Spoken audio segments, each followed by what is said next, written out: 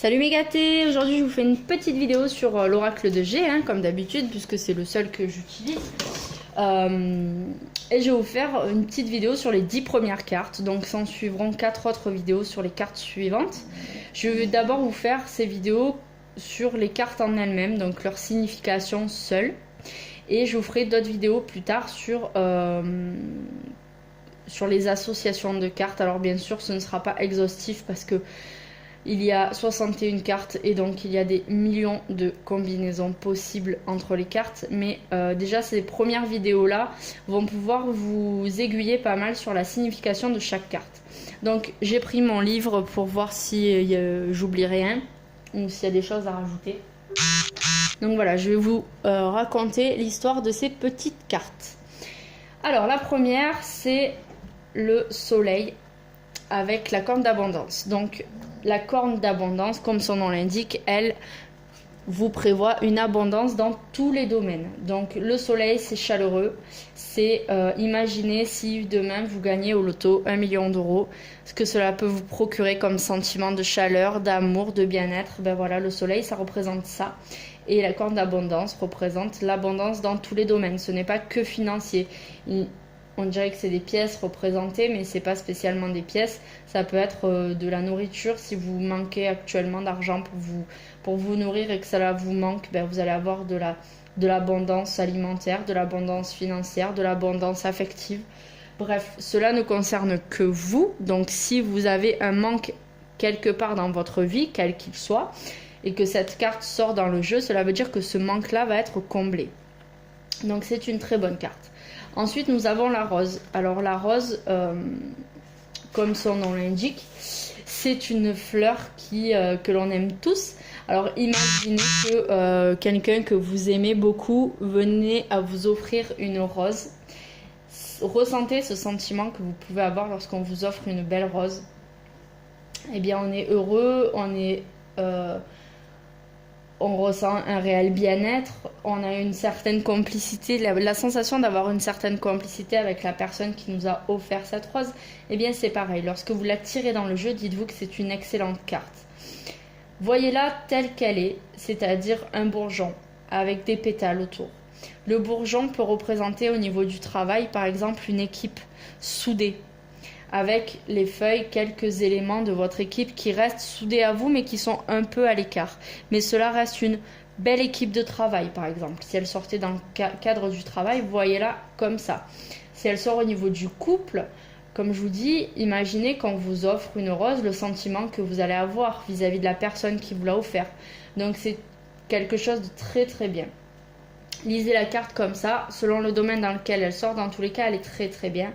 Au niveau de la santé, bien entendu, elle annonce une santé fleurissante, une très très bonne santé, quelque chose de très beau, des problèmes médicaux qui vont se régler, une meilleure forme physique, morale. Imaginez ce beau bourgeon tout frais qui tient droit, qui est magnifique. Donc voilà, il n'y a pas d'épines dans cette rose, donc prenez-la telle quelle, un beau cadeau.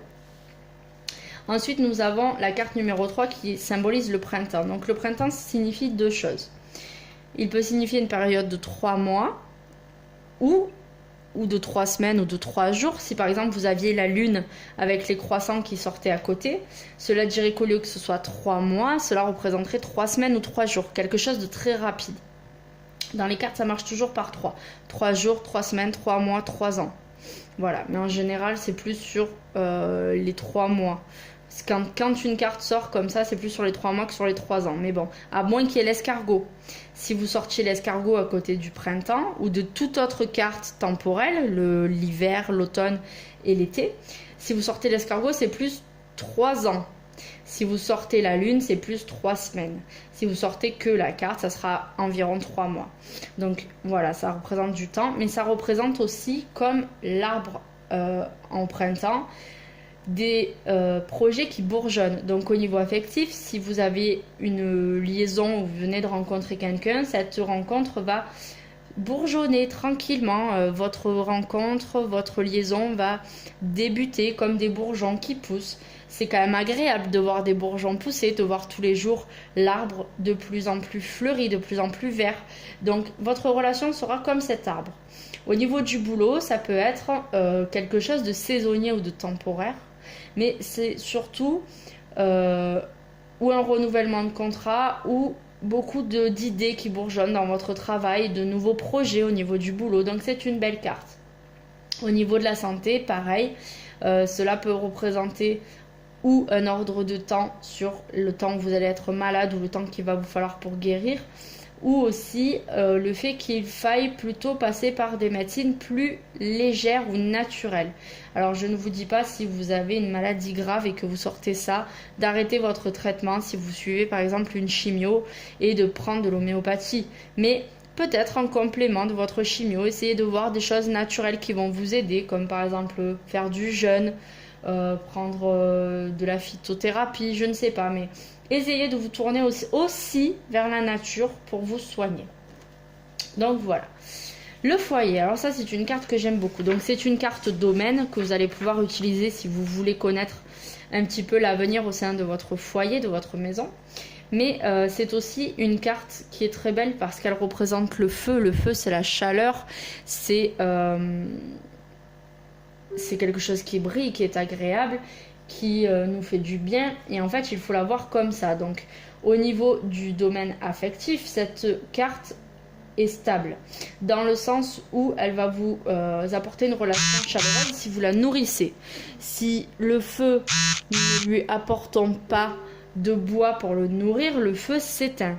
Si nous lui apportons du bois, le feu continue de brûler. Et donc, votre relation affective, c'est la même chose. Si vous ne lui apportez pas ce qui est nécessaire pour qu'elle perdure et qu'elle reste chaleureuse comme un feu, elle s'éteindra. Donc c'est une carte importante qui peut vous apporter beaucoup d'idées pour votre relation en fait. Imaginez que ça ne va pas trop avec votre chéri, cette carte sortirait.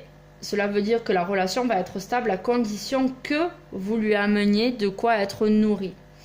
Donc voilà, mais c'est une très très belle carte. Au niveau professionnel, c'est pareil.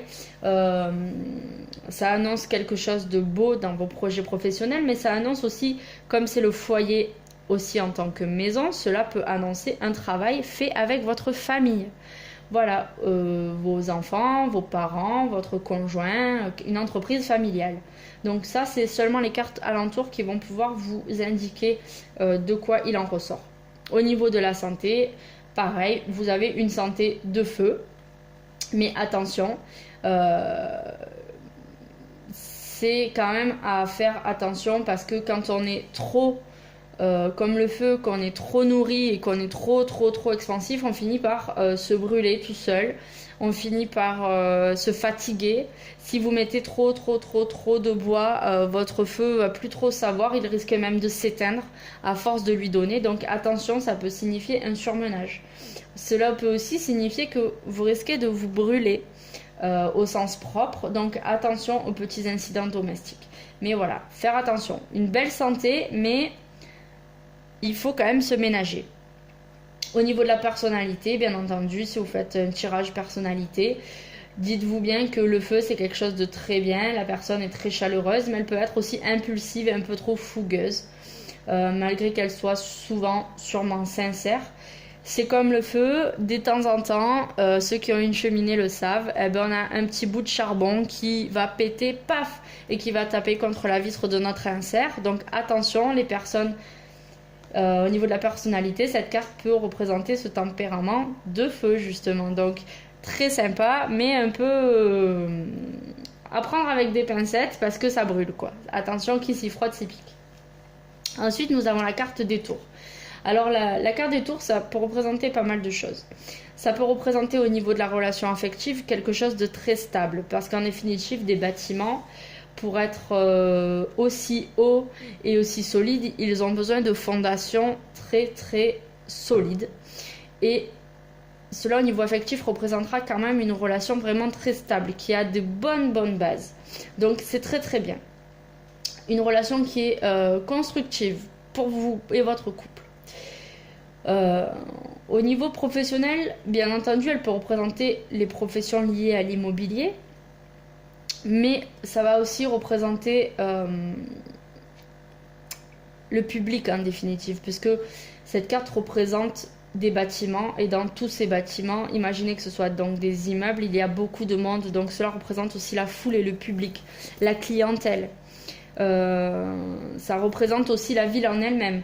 Au niveau de la santé, par exemple, vous pourriez tirer cette carte qui représenterait que vous avez une santé solide, mais elle pourrait aussi représenter, selon les cartes associées, le fait que vous ayez besoin de vous déplacer dans une grande ville. Donc cette carte représente beaucoup de choses. Elle peut vous donner des indications sur la stabilité de votre couple, de votre santé, mais elle peut aussi vous indiquer le fait que vous allez déménager. Nous n'avons pas de carte dans l'oracle de G qui représente la maison en elle-même. Si on avait une carte avec une maison, on pourrait dire que ça c'est une carte pour le déménagement. En définitive, c'est celle-ci. Si vous sortiez cette carte avec la carte de l'hésitation, par exemple, vous pouvez dire que peut-être au niveau de votre foyer, vous avez envie de changement. Donc peut-être de déménager, de changer de décoration. Donc voilà, c'est une carte avec plusieurs visages. Il va vraiment falloir la lire avec ce qui vient autour. Au niveau de la personnalité, bien sûr, c'est une personne qui aime le contact, la foule, mais qui est aussi, comme les bâtiments peuvent l'être lorsqu'ils sont très hauts, une personne qui est très solide, qui est un peu inflexible. Vous imaginez bien qu'un immeuble gigantesque est très solide face au vent, face à la pluie, face à la grêle. Une personne qui aurait cette carte-là dans son tirage de personnalité serait un peu comme ces bâtiments, c'est-à-dire elle craint rien, quoi. Donc c'est une personne très forte. Ensuite, nous avons la carte du double cœur. Alors les doubles cœurs, pareil, double utilité, soit vous l'utilisez pour un tirage concernant votre couple ou votre vie affective, soit elle ressort directement dans le jeu en tant que telle, et elle annoncera de toute façon quelque chose d'agréable, une rencontre amoureuse, une rencontre amicale éventuellement, beaucoup de réconfort, de joie. Voilà, après tout dépendra des cartes qui sont autour. Au niveau professionnel, elle peut signifier un emploi que vous aimez beaucoup, mais aussi une rencontre au niveau du travail. C'est-à-dire que si vous faites peut-être un travail de foule ou avec un collègue, vous pourriez tomber amoureuse de cette personne. Donc voilà, c'est une très très belle carte qui annonce de toute façon de l'amour. Au niveau de la santé, c'est une carte aussi qui annonce une bonne santé, pas de problème particulier, sauf éventuellement si elle sortait avec le rat et le stéthoscope, par exemple, elle pourrait annoncer des petits soucis cardiaques, donc à surveiller. Mais elle est plus à prendre en tant que carte affective d'amour. Voilà. Bien sûr, au niveau de la personnalité, cela va représenter une personne romantique qui aime la vie de couple, qui partage, qui est sociable. Voilà, c'est une très très belle carte. Ensuite, nous avons les chiffres. Alors, les chiffres représentent plusieurs choses. Les chiffres représentent le hasard, mais aussi la chance. Alors, le hasard, si vous la sortez avec un personnage à côté, par exemple, vous allez pouvoir imaginer rencontrer cette personne par hasard, qu'elle soit connue déjà, par exemple un ami d'enfance que vous allez rencontrer par hasard, ou faire une rencontre par hasard, c'est-à-dire que vous allez dans un endroit où vous n'êtes jamais allé et vous allez rencontrer l'homme de votre vie. Voilà, c'était le hasard, vous deviez être là à ce moment-là. Donc ceci peut représenter cela. Elle peut aussi représenter avec la carte de l'argent à côté, par exemple, un gain au jeu. Donc c'est un jeu de hasard. Au niveau de la professionnelle, moi je l'interprète de telle façon que si elle sort à côté de la carte travail, selon les cartes qui seront encore avec, elle peut signifier que par hasard, vous allez changer de travail ou vous allez avoir de nouvelles responsabilités dans votre travail, mais vraiment par un concours de circonstances. Plus que par le hasard, ce sera un concours de circonstances. Au niveau de la personnalité, bien sûr, elle représente une personne qui a de la chance, qui a une bonne étoile quelque part, qui a... qui est joueuse aussi, ça peut représenter ça. Si par exemple vous avez la carte d'un personnage à côté. Faut voir aussi le caractère de cette personne qui est peut-être un peu attirée vers les jeux de hasard, donc attention. Voilà, donc c'est une carte qui est assez sympa. Ensuite, nous avons l'araignée. Donc l'araignée, c'est une carte double sens qui est bonne ou moins bonne. Donc, au niveau affectif, ça va représenter quand même quelque chose d'assez irrégulier, en dents de scie. Moi, cette carte, je l'interprète clairement comme la possessivité. L'araignée, qu'est-ce qu'elle fait? Elle capture une proie et elle tisse une toile autour. Et du coup, elle emprisonne sa proie. Et en fait, lorsque cette carte sort dans le domaine affectif, par exemple, cela peut représenter, selon si les cartes sont avant ou après, que ou vous êtes très possessif avec une personne et du coup vous l'étouffez carrément, ou cette personne est possessive avec vous. Donc attention, pour moi c'est pas une carte trop terrible. Si elle va vers le soleil, on peut entrevoir quelque chose de plus ou moins positif dans cette possessivité. On peut être possessif avec ses enfants sans pour autant les étouffer, mais cela apporte des bonnes choses, plus ou moins, parce qu'en fait on est plus protecteur. Si la carte est retournée avec la lune, ceci annonce plutôt des soucis à cause de cette possessivité. Peut-être que si vous êtes trop possessif avec votre conjoint, il aura envie de partir ou d'aller voir ailleurs. Avec vos enfants, ils auront tendance à être en colère après vous parce que vous les chouchoutez trop. Donc attention.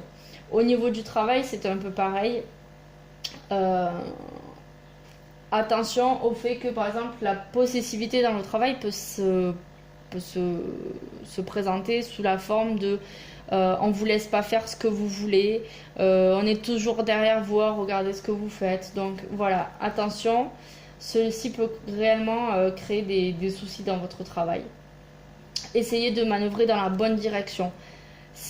Alors les cartes, ce que je voulais vous dire, une petite parenthèse, c'est que les cartes n'annoncent pas le futur tel quel. Les cartes annoncent un chemin.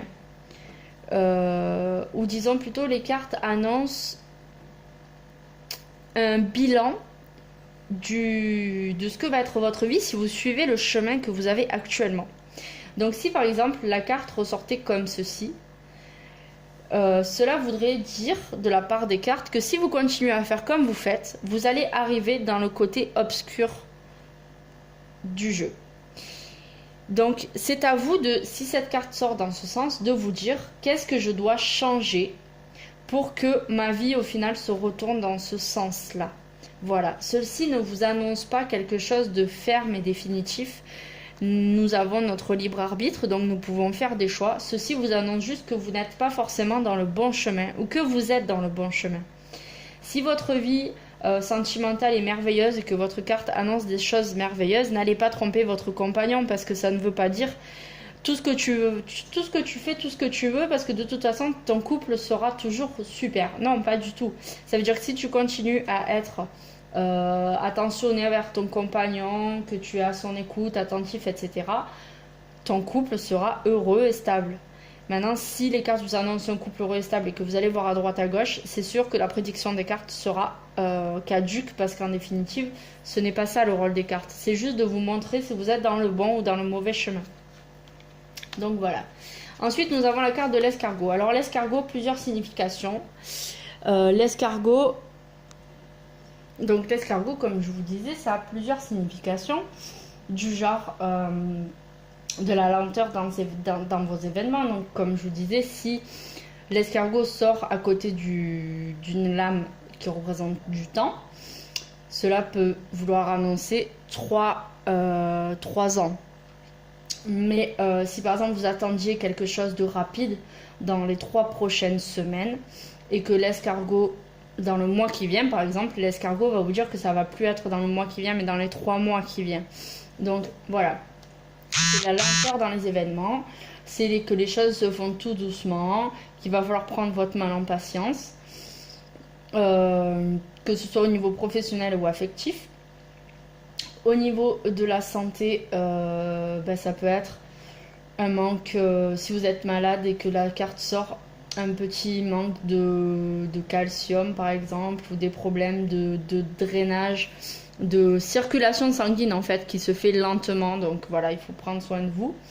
Et au niveau de la personnalité, bien entendu, c'est quelqu'un qui est tranquille, plan-plan, qui n'est pas du tout méchant, mais qui est vraiment tranquille, qui n'est pas énervé et qui est par contre plutôt renfermé. L'escargot, quand ça va pas, il se met dans sa coquille et il n'y a plus personne qui peut venir l'embêter. Mais voilà, une personne qui aurait ceci. Par exemple, si vous tirez une carte personnage et que vous avez l'escargot à côté, voilà, ça va directement parler du caractère de cette personne qui est quelqu'un de un peu mou ou un peu lent, ou qui réfléchit, qui prend du temps dans ses décisions, mais aussi qui peut être quelqu'un de renfermé. Donc c'est une carte ni positive ni négative, quoi. Il faut juste prendre son mal en patience. Et ensuite nous avons la carte du voyage. Alors la carte du bateau et du voyage, c'est quand même quelque chose une très belle carte qui annonce un voyage comme son nom l'indique. Ceci n'est pas à prendre tel quel, donc ça n'annonce pas un voyage en avion ou en bateau. Ceci peut simplement annoncer un tout petit week-end, pas très loin de chez vous, mais voilà, un moment d'évasion en définitive. Elle peut être liée au niveau du travail à tout ce qui va être lié au voyage, bien entendu, le tourisme, les agences de voyage, etc. Elle va aussi annoncer selon les cartes qui sont à côté. Donc si par exemple vous avez la carte du travail qui sort à côté, va vous annoncer des déplacements professionnels. Donc peut-être que vous allez faire une formation qui va demander des déplacements, peut-être que votre patron, vous allez être muté. Voilà, tout dépendra de la carte qui suivra. Mais si elle sort à côté du travail, c'est des déplacements professionnels. Si elle sort par exemple à côté de... On va être un peu glauque, mais bon, si elle sort à côté de la mort par exemple, ceci va vous annoncer qu'il va falloir vous déplacer suite au décès d'une personne. Si elle sort à côté de... Comment ça s'appelle? De l'arbre tout seul qui représente la campagne, ceci va vous annoncer un voyage agréable à la campagne, ou un besoin d'évasion, de tranquillité. Donc voilà. Au niveau du caractère, c'est quelqu'un de rêveur, qui s'évade, voilà, qui a besoin d'évasion dans sa tête, pas forcément physique de partir en voyage, mais c'est quelqu'un qui est rêveur, comme l'avion, il est tout le temps dans les nuages. Donc voilà. Après au niveau de la santé, je pense que c'est simplement un besoin de se ressourcer. Pareil, toujours l'évasion, ça représente vraiment l'évasion ou les déplacements. Voilà. Donc, nous avons fini pour les 10 premières cartes. J'espère que ceci pourra vous aider à mieux comprendre les cartes et à les appréhender. A très vite pour une nouvelle vidéo sur les cartes de 11 à 20.